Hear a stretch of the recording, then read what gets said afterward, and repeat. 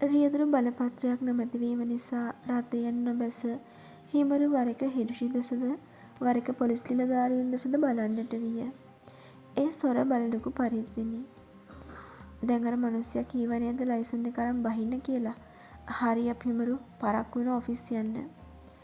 හිරුෂි අනකලේ ඇගේ වම දෙහි මැණික් කටු ආසන්නයෙහි බැඳ තිබූ අත් ඔරලෝසුව දෙස බලමිනි. ඇගේ හඬ ගෑමෙන් පසු ඔහු දකුණත කලිසම් සාක්කුව තුළට යවා පසුම්බිය අතටගෙන එය පිරික්සන්නට විය.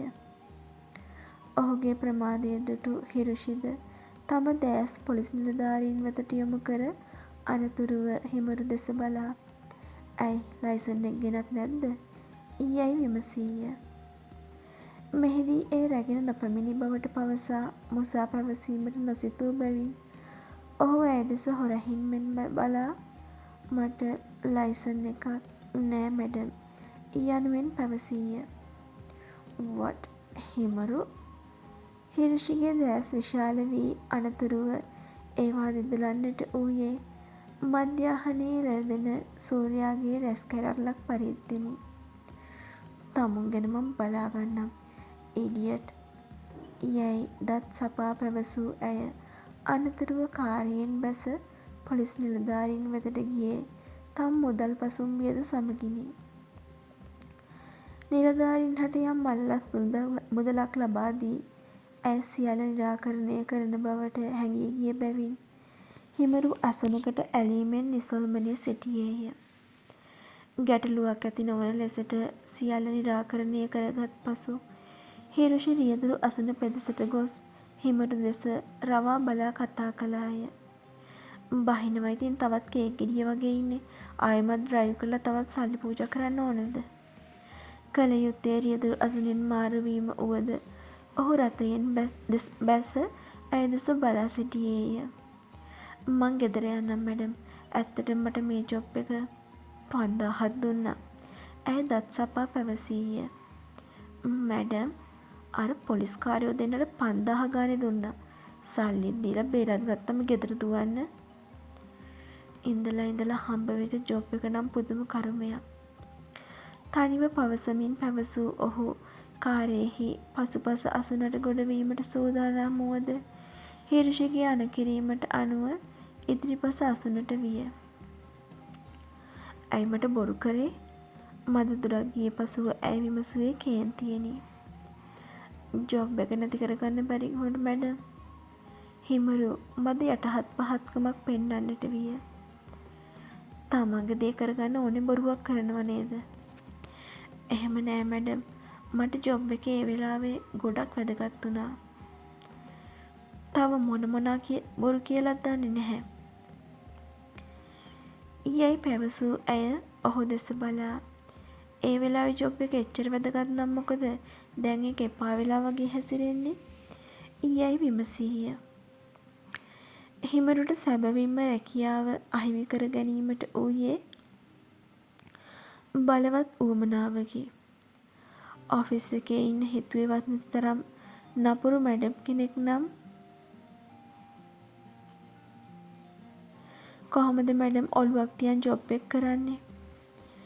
හිමරුගේ කතාවත් සමගම හිරුෂිගේ මුහුණෙන් මතු වූ සිනා රැල්ල ඇය සඟවා ගත්තේ බලවත් වෑයමකින් පසුවය. ඇගේ එම සිනහවෙහි වූ සුන්දරත්වය දැක ගැනීමට හිමරුට නොහැකි වූයේ ඔහු ඉවත බලා සිටි බැවිනි.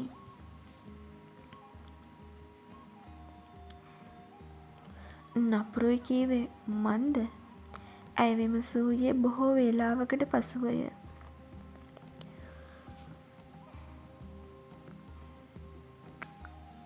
"ඔව් මැඩම්. මැඩම් හරිම නපුරුයි. ඒ වගේම දුෂ්ටයි." "දුෂ්ටයි?"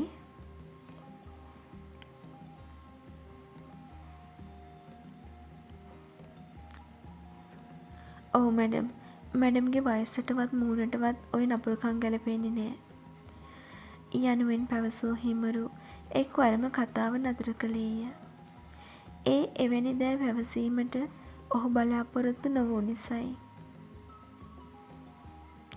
එවැනි වචන තම මුවින් පිට වූයේ මන්දැයි කියාද ඔහුට අදහසක් නොවීය.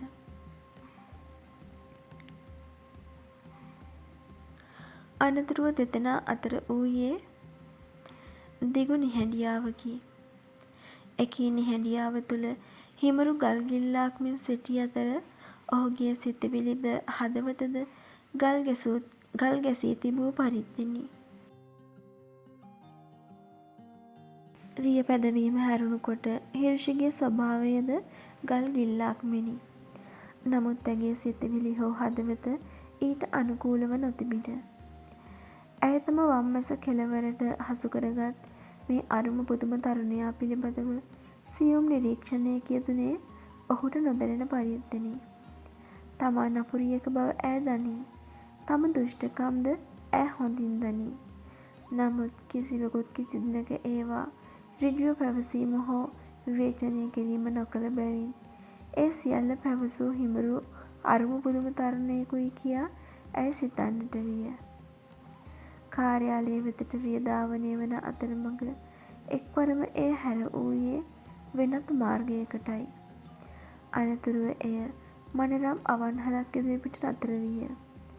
ගල් ගැසී සිටි හිමරු හිරුෂි දෙස බැලීය. ලන්ච් අරන් යමු. ඇය පවසූයේ කාර්යය නවතා සුක්කාරමට විවේකයක් ලබා දෙමිනි. මට බඩගිනි නෑ මැඩම්. මට බඩගිනියි. එහෙනම් මැඩම් කාලා එන්න මං එන්නම්.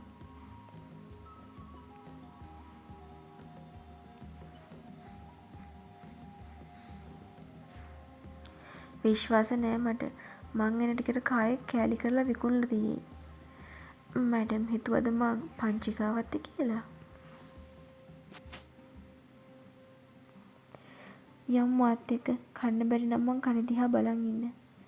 කාර්යාලය තුළ ගෙවුණු දෙදින තුළ තමාට ඉතා කෲර අන්දමින් සැලකූ ඇය මෙලෙසින් හැසිරීමට හේතුව ඇගේ සිත තුළ මෝදු වී ඇති තමා පිළිබඳව ඇති ඇල්ම බව වටහා ගැනීමට තරම් නුවණක් හිමරුට විය. ඇගේ එම හැසිරීම නිසාද ඔහුද නොබියව වාක් ප්‍රහාර එල්ල කළේය. ඇතැම් විට ඇය හා එලෙස හැසිරීම ඔහුගේ මනසට සුවයක් වූවා විය යුතුය. නැතිනම් තමාට කළ කෲරත්වයට පළිගැනීමක් ලෙස ඔහු ඇයව විනෝදාස්වාදය සඳහා භාවිතා කළ විය හැක. අඳුරු පැහැයට අවන්හල තුළ වූයේ හුදෙකලා බවකි. එහි පෙම්වත් යුවළවල් දෙක තුනක් පමණක් සිටි අතර ඔවුන් සිටියේ ප්‍රේමයේ ඇලී ගැලීමෙනි. ඔවුන්ගේ හැසිරීම අනුව ඔවුහු මෙහි පැමිණ ඇත්තේ ආහාර ගැනීමේ මුවාවෙන් පෙම්බස් දෙඩවීමට බව හිමරු සිතීය. හිමරු ලන්ච් වලට ගන්නෙ මොනාද? කෙළවරක වූ අවන්හල් මේසයකට ළඟා වී හිරුෂි විමසන්නට විය. මට බඩගිනි නෑ මැඩම්. හිමරුගේ පිළිතුරට කෙටි රැවුමක් එල්ල කළ ඇය අනතුරුව අසුනකට වී අවන්හල් සේවකයෙක් ලබා දුන් මෙනු පත කියවන්නට විය. හිමරුද ඇය ඉදිරියෙන්ම වූ අසුනට වී ඇය දෙස බලා සිටියේ කට කොණින් නගාගත් සිනා ඇතිවයි. ඒ අවසරයෙන් ඔහු ඇගේ අංග ලක්ෂණ යළි නිරීක්ෂණය කළේ සම්මුඛ පරීක්ෂණය පැවති දිනය සිහිපත් කරමිනි. දුෂ්ට නපුරියක් වුණාට මේකි හරි ලස්සනයිනේ. ඔහුගේ සිත පවසන්නට විය.